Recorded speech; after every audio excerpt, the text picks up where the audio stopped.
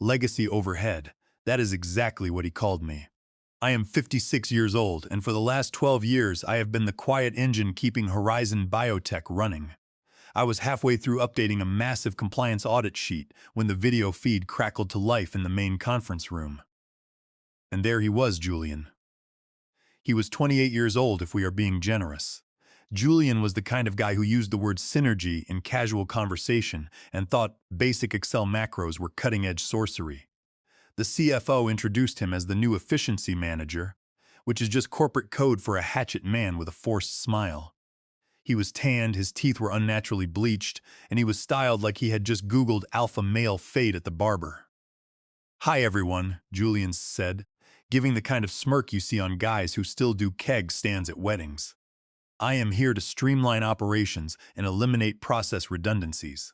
His eyes landed on me through the screen, like he was scanning a room to see which antique piece of furniture he could throw out first to make space for a ping-pong table.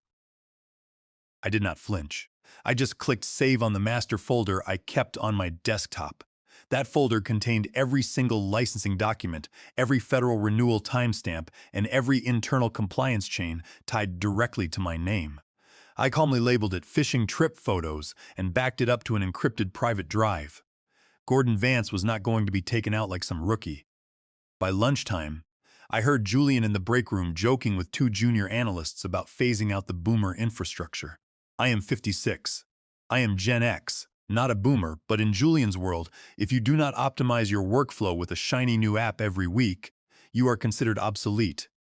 Then came the dreaded all-hands huddle in the open floor plan.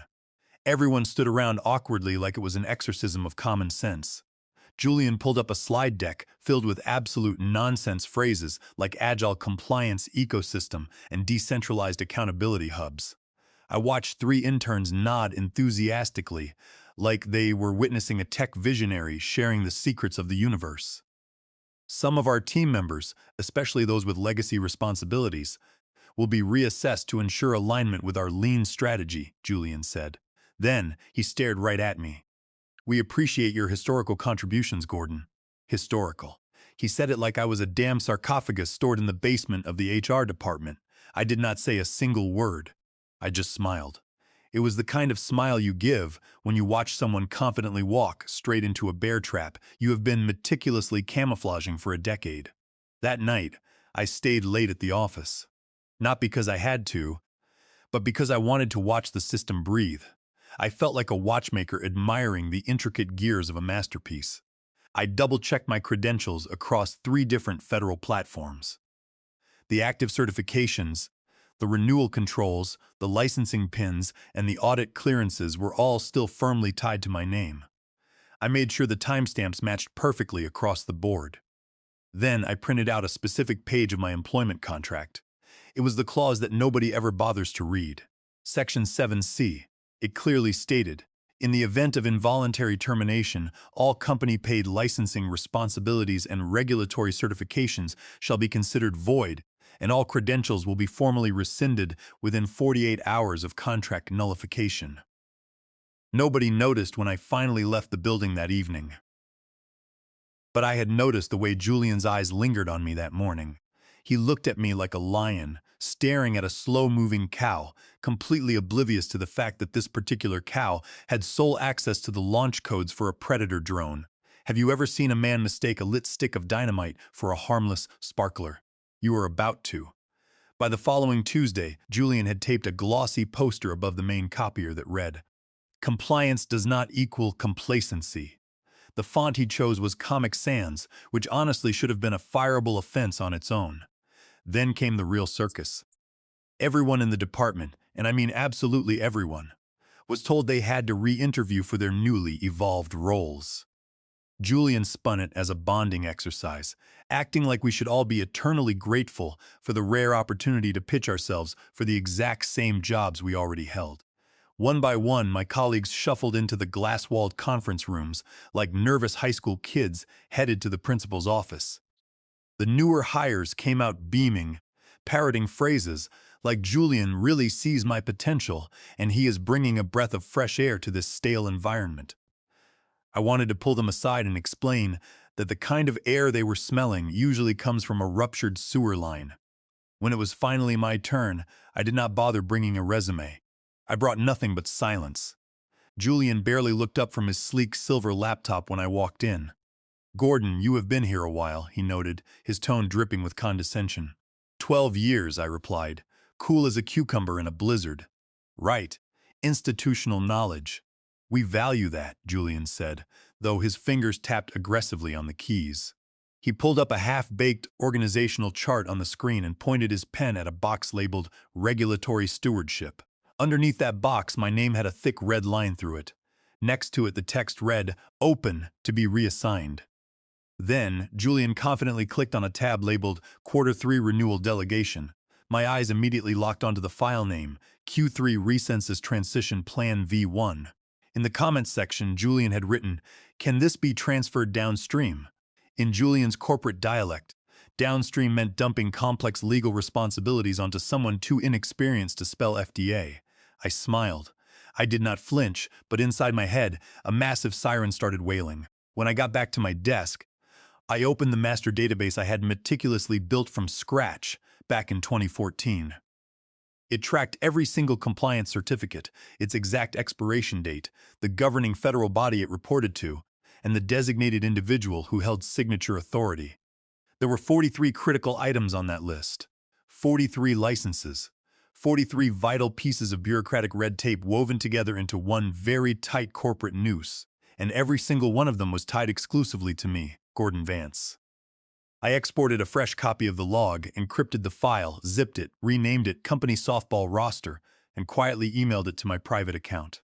Then, I permanently cleared my Sent Items folder. Later that afternoon, Julian took my upcoming inspection prep duties and reassigned them to a marketing intern who genuinely thought the FDA was a design aesthetic. I am not exaggerating. Meanwhile, I was tasked with reorganizing the janitorial supply closet on the second floor. Julian claimed it would keep me in the loop at a foundational level. I politely asked him if I still retained admin access to our main licensing dashboard. Julian blinked at me like I had just spoken ancient Latin. "Oh, I think we routed that to Chloe last week. You don't really need it anymore, right?" Chloe had just figured out how to convert a Word document to a PDF the day before. I did not argue. I just nodded, walked down the hall, logged into a secure terminal, and quietly revoked Chloe's access from a shadow admin panel I had never told anyone about.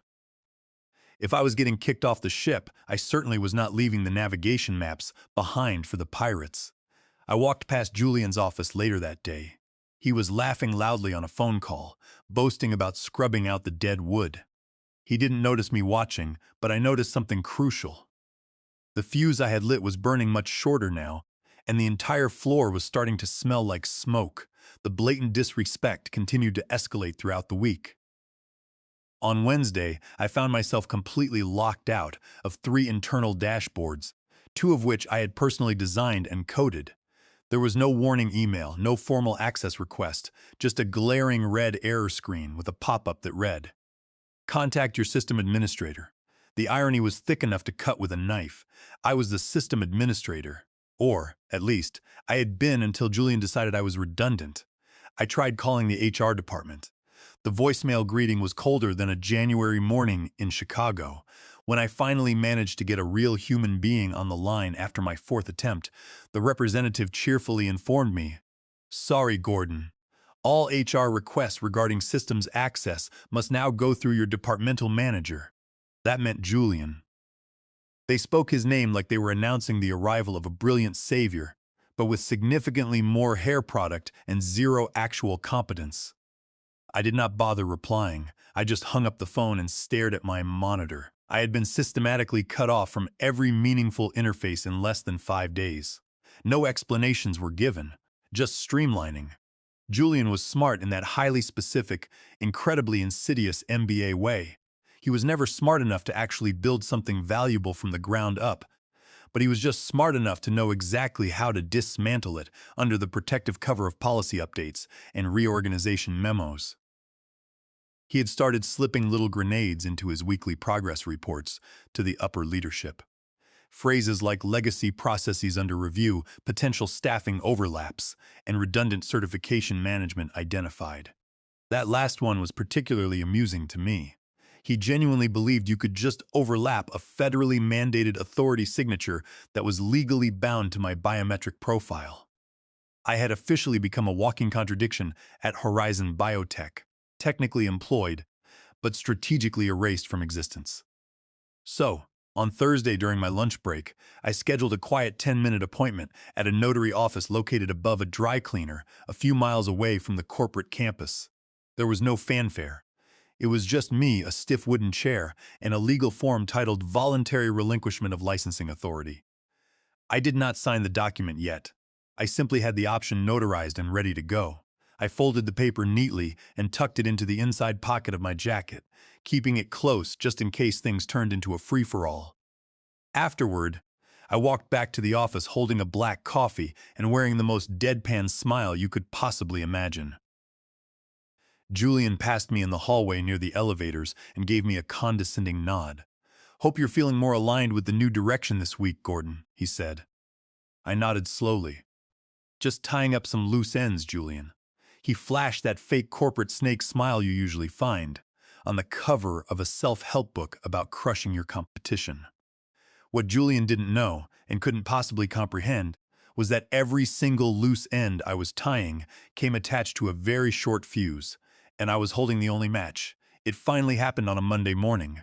Of course it was a Monday. It was the kind of Monday where the air inside the office feels like microwaved plastic, and everyone is pretending they like their jobs just enough to survive until Friday.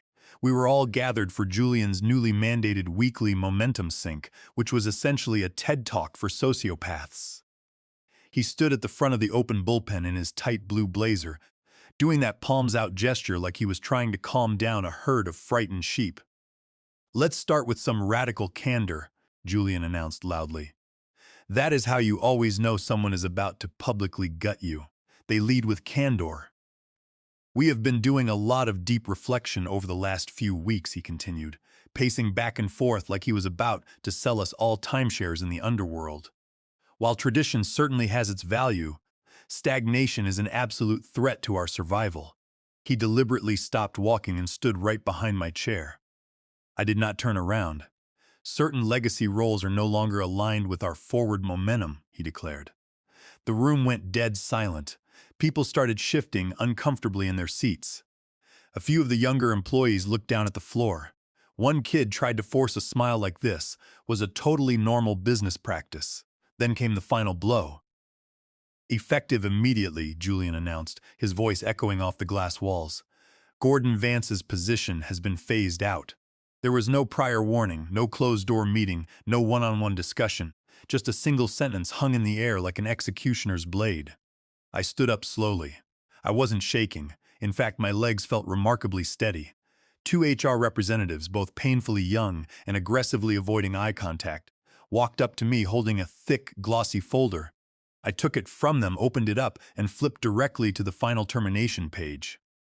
There was no severance package offered, just a mountain of aggressive legalese and a blank line waiting for my signature. I pulled my own expensive fountain pen from my inside pocket. I signed the document in one smooth, practiced stroke. Then I looked at the HR reps. "I will need a printed copy of this immediately." Julian scoffed from across the room. "It is all going to be stored digitally on your offboarding portal, Gordon." I turned and stared him dead in the eyes. Printed.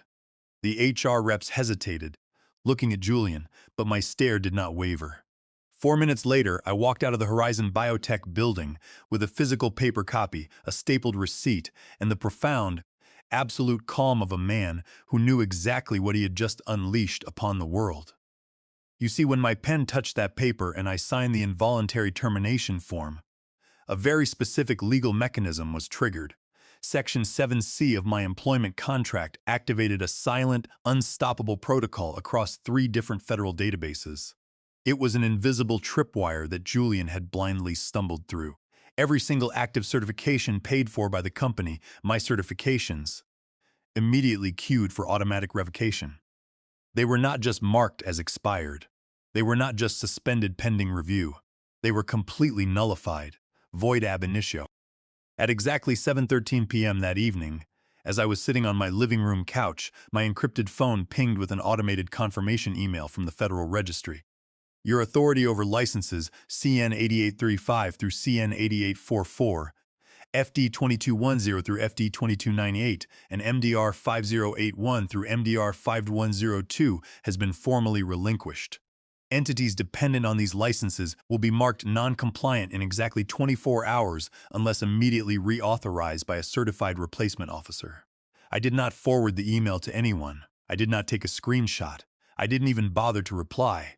I just poured myself a generous glass of aged scotch, turned on a documentary about ancient Rome, and relaxed. While the digital noose started tightening around Julian's precious forward momentum, I slept like a baby. Wednesday morning started with a whimper, which quickly escalated into a multi-million-dollar scream. At 9:04 a.m., the procurement department tried to confirm a massive international shipment of medical-grade filtration cone components for one of Horizon's most lucrative biotech clients. This was the kind of sensitive equipment you don't even breathe near without 3 authorized signatures and a verified biohazard stamp. The vendor's automated system fired back an immediate reply: cannot fulfill shipment. Sivingenki list as inactive. Federal license CN 8835 expired. Contact list certifying officer. Guess who the listed certifying officer was? 10 minutes later, the internal servers started logging catastrophic anomalies. Logins failed across the board. API calls to regulatory bodies choked and died. A scheduled data sync to the FDA's audit portal returned a glaring red rejection code, Hinut Leinensigner. That same hour, the internal license dashboard, which had once been as clean and green as a freshly mowed lawn under my watch, started lighting up like a Christmas tree in the middle of a war zone. Red alerts flashed incessantly. Inactive flags popped up on every screen. Credentials were automatically marked as orphaned. Julian, ever the smooth-brained diplomat, strolled into the main operations pod holding a trendy matcha latte. Everyone relax. We will just update the contact info on the back end, he said dismissively. One of the senior compliance analysts, a smart kid named Renee, looked at him with sheer terror in her eyes. Julian, contact updates require a Level 4 certification reauthorization. Gordon was the certifying officer, legally. Julian blinked, taking a slow sip of his latte. So just override it and do it anyway. Renee shook her head, her voice trembling. She was the only credentialed officer with reauthorization authority across all active verticals in the company. No one else here is registered with the Federal Compliance Board, and the standard re-registration period takes 4 to 6 weeks minimum. A heavy, suffocating silence fell over the operations pod. It wasn't just an awkward silence, it was the fatal kind. This was the silence of a captain realizing the iceberg had already ripped the bottom of the ship wide open. Julian aggressively rubbed his temples and muttered, "Why the hell didn't anyone tell me about this earlier?"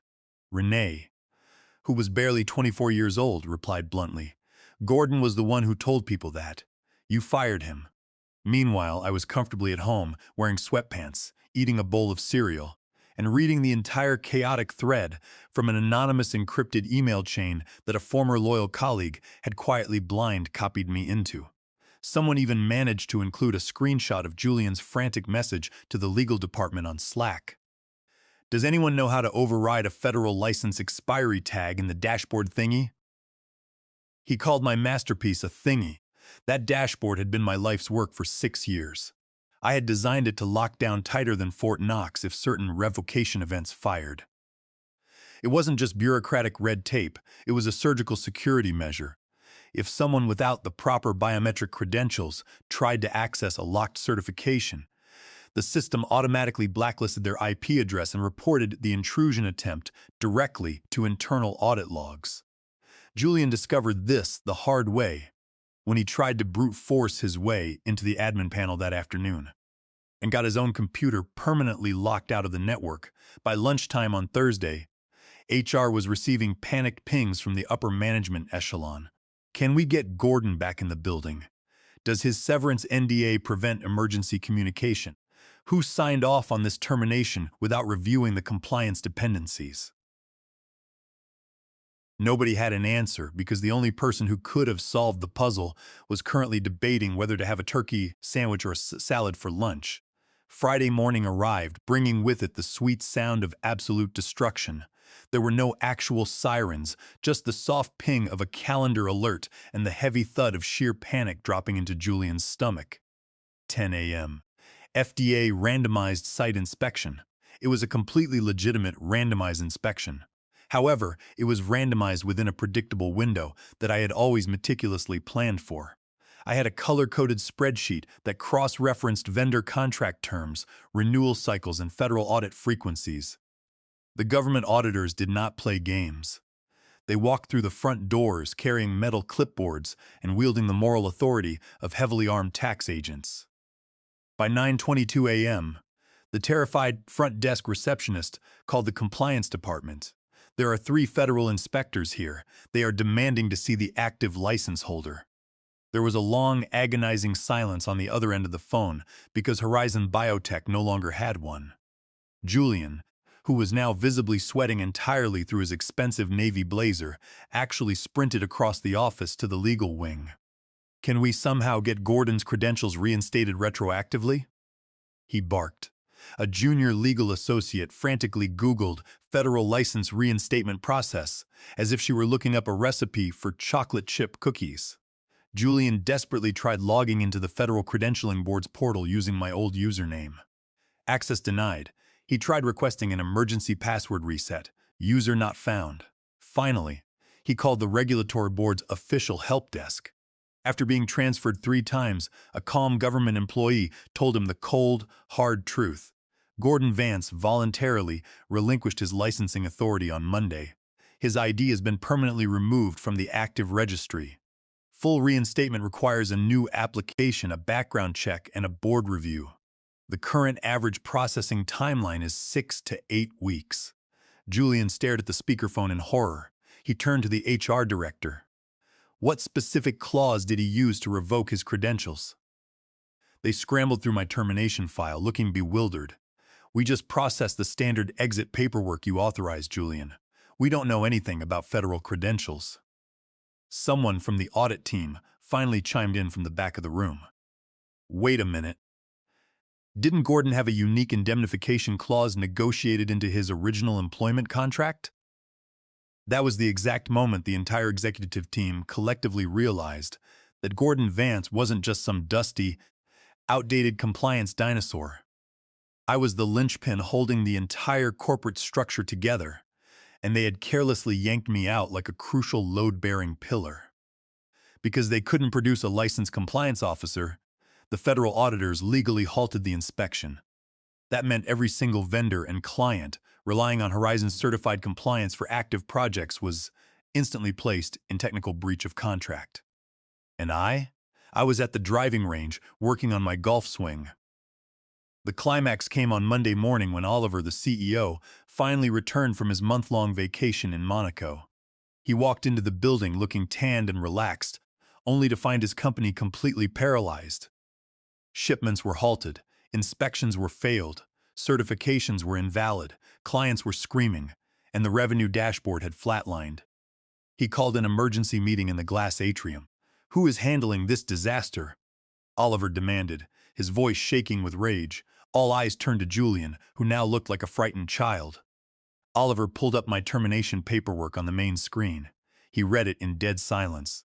"You fired the sole license holder," Oliver whispered, almost unable to comprehend the sheer magnitude of the stupidity. "His name is on every regulatory document this company needs to exist." Julian stammered about redundancies and downstream delegation. Oliver exploded. "It is a federal license, Julian, not a damn email alias. You fired the only man who could legally keep the lights on." They tried to grovel. Oliver had his legal team draft a desperate proposal within hours. They offered me a consulting role, effective immediately, with a massive salary bump, performance bonuses, and a plea to rebuild together. I read the email while sipping an espresso in my kitchen. There was no apology, just veiled desperation. I replied with a single polite paragraph. I thanked them for the offer, attached the formal confirmation of my license revocation, and wished them luck with their agile compliance ecosystem. I didn't return to burn the building down. I just watched it burn from a safe distance after they threw me into the fire. 3 weeks later, I updated my LinkedIn profile. Director of Compliance Strategy at Apex Biosolutions, Horizon's biggest competitor. I brought their top 3 clients with me. Julian was quietly let go, his forward momentum finally coming to a permanent halt. The company faced millions in fines and lost contracts. I pinned a single sticky note to my new monitor, right next to my pristine federal licenses. It read, "Legacy overhead. Some lessons are just expensive to learn." In the weeks leading up to my termination, I had spent hundreds of hours reflecting on the intricate balance of corporate law and fiduciary responsibility. The WARN Act, 29 U.S.C. Section 2101, strictly regulates mass layoffs, but Julian thought he could skirt the rules by classifying terminations as individual performance-based phasing. What he fundamentally misunderstood was the concept of breach of fiduciary duty. As a designated compliance officer, my duty was not just to the shareholders, but to the federal regulatory bodies that granted our operational privileges in the first place. The California Penal Code Section 470 defines forgery not just as falsifying a signature, but as altering the legal effect of a document. When Julian attempted to reassign my federal signature authority without my explicit notarized consent, he skirted dangerously close to federal fraud. If he had actually succeeded in submitting a falsified compliance update using my credentials, the contract would have been void ab initio. Void from the very beginning. The implications of this are staggering. Under the legal doctrine of dissipation of assets, Julian was essentially squandering the company's most valuable intangible asset, its legal right to operate. Furthermore, I had documented every single instance of Julian's ageist remarks. While I am 56 and do not strictly fall under elder financial abuse protections like California Welfare and Institutions, Code 15-6-1030, the pervasive culture of discrimination he fostered was a textbook violation of the Age Discrimination in Employment Act, ADA. He consistently referred to older employees as legacy overhead and boomer infrastructure, creating a hostile work environment that severely undermined our psychological safety. But I didn't need to file a lawsuit to get my revenge. The beauty of Section 7C in my contract was its quiet automated lethality. It was a self-executing clause. Let's delve deeper into the mechanics of the FDA audit process. Under Title 21 of the Code of Federal Regulations, specific medical device manufacturing facilities must maintain a continuous state of audit readiness. The Quality System Regulation, QSR, mandates that a designated management representative with executive responsibility must oversee the quality management system. That was me. By terminating me without a designated, fully certified successor, Horizon Biotech immediately fell out of compliance with 21 CFR Part 8 2020. The moment the FDA inspectors walked through those doors, they were looking for the management representative. When Julian couldn't produce one, the facility was instantly subject to a Form 483 issuance, followed swiftly by a warning letter, and potentially an injunction or product seizure. The financial fallout of a suspended FDA license is exponential. Our primary vendor, Omega Med, relies on just-in-time manufacturing. When our federal license was flagged as inactive, their automated enterprise resource planning, ERP, systems immediately halted all inbound shipments to our facilities. A single day of halted production cost Horizon approximately $450,000 in lost revenue. Over the course of the 3-week reinstatement delay, the total financial hemorrhage exceeded $9.4 million. And that does not even account for the reputational damage or the breach of contract penalties invoked by our secondary clients. The CEO, Oliver, fundamentally understood this math. He knew that the $150,000 salary they saved by firing me was instantly vaporized by the millions in regulatory fines and lost business. His desperate offer of a consulting contract was an attempt to mitigate the damages, but it was legally flawed. Once a license is relinquished, the individual cannot simply turn it back on. The federal government requires a rigorous re-vetting process to ensure the individual was not coerced into returning. By walking away and joining Apex Biosolutions, I legally insulated myself from Horizon's radioactive fallout. In the weeks leading up to my termination, I had spent hundreds of hours reflecting on the intricate balance of corporate law and fiduciary responsibility. The Warren Act, 29 U.S.C. Section 2101, strictly regulates mass layoffs. But Julian thought he could skirt the rules by classifying terminations as individual performance-based phasing. What he fundamentally misunderstood was the concept of breach of fiduciary duty. As a designated compliance officer, my duty was not just to the shareholders, but to the federal regulatory bodies that granted our operational privileges in the first place.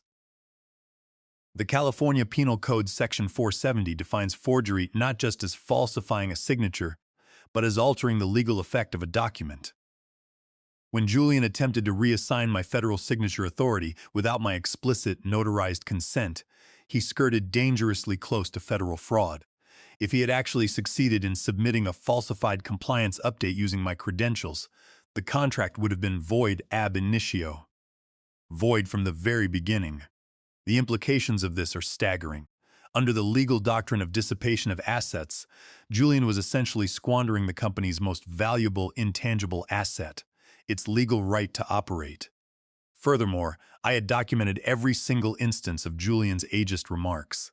While I am 56 and do not strictly fall under elder financial abuse protections like California welfare and institutions, Code 15.6.1030, the pervasive culture of discrimination he fostered was a textbook violation of the Age Discrimination in Employment Act, ADA. He consistently referred to older employees as legacy overhead and boomer infrastructure, creating a hostile work environment that severely undermined our psychological safety. But I didn't need to file a lawsuit to get my revenge. The beauty of Section 7C in my contract was its quiet, automated lethality. It was a self-executing clause. Let's delve deeper into the mechanics of the FDA audit process. Under Title 21 of the Code of Federal Regulations, specific medical device manufacturing facilities must maintain a continuous state of audit readiness.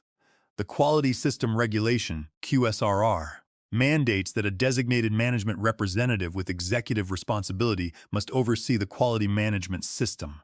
That was me. By terminating me without a designated, fully certified successor, Horizon Biotech immediately fell out of compliance with 21 CFR Part 8 2020. The moment the FDA inspectors walked through those doors, they were looking for the management representative. When Julian couldn't produce one, the facility was instantly subject to a Form 483 issuance, followed swiftly by a warning letter and potentially an injunction or product seizure. The financial fallout of a suspended FDA license is exponential. Our primary vendor, Omega Med, relies on just-in-time JIT manufacturing. When our federal license was flagged as inactive, their automated enterprise resource planning ERP systems immediately halted all inbound shipments to our facilities. A single day of halted production costs Horizon approximately $450,000 in lost revenue. Over the course of the 3-week reinstatement delay, the total financial hemorrhage exceeded $9.4 million. And that does not even account for the reputational damage or the breach of contract penalties invoked by our secondary clients. The CEO, Oliver, fundamentally understood this math. He knew that the $150,000 salary they saved by firing me was instantly vaporized by the millions in regulatory fines and lost business. His desperate offer of a consulting contract was an attempt to mitigate the damages, but it was legally flawed. Once a license is relinquished, the individual cannot simply turn it back on. The federal government requires a rigorous re-vetting process to ensure the individual was not coerced into returning. By walking away and joining Apex Biosolutions, I legally insulated myself from Horizon's radioactive fallout.